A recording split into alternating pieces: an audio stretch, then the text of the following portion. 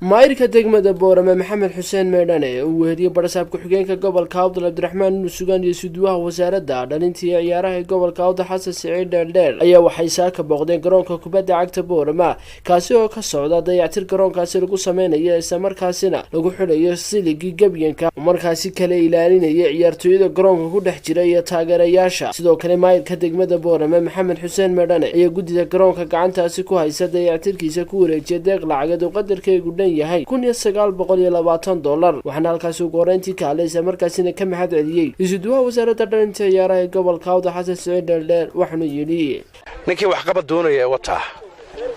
maayirka degmada Boorame in badan oo uu garoonka wax nagala qabtay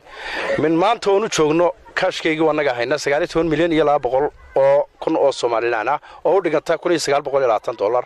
ahna وكل ميديو مرين دونا maaragtay kamaradaha wareega maaragtay baraha xiriirsan oo markii horena aan galinay lacagta inamada ay ka soo hadleen qurba joogta gobolka inama kamid soo direen haddana gabyankii lagu xidhayay siligii wareega lagu xidhayay xigeenka gobolka Awdal Cabdiraxmaan Nusugan oo sayna halkaasi kaalay ayaa dhalinyarada dardaarmay qofka wax niitara iyo qofka aan wax niitarin baa la dhalinyarta waxa leeyahay xisbiga wax niitara يا حزبي وحنيترين يقف وحنيترا يقف وحنيترين أذكر جرتين بمهمة وحمهمة إن هذا سكدوا مناتان إنكي وحنو قبنا يان تاجرنا مهمة وعلى هاي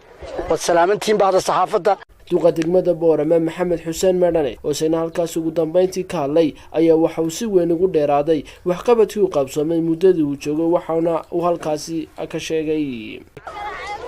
in 1960 la maanta degmada Boorama koobayna suuq ay soo qaadayeen jireen aniga hortay waxa keentay taa lacagtii anigu aan fangareeyay lacag $10,000 ku fangareeyay dhalinyarta oo rooganimo badbaadin maanta ku taagantii in aan anagu lacag $10,000 gelinay sayna biyo garoonka u soo gal waxaad ogtihiin tan maanta aanu taagana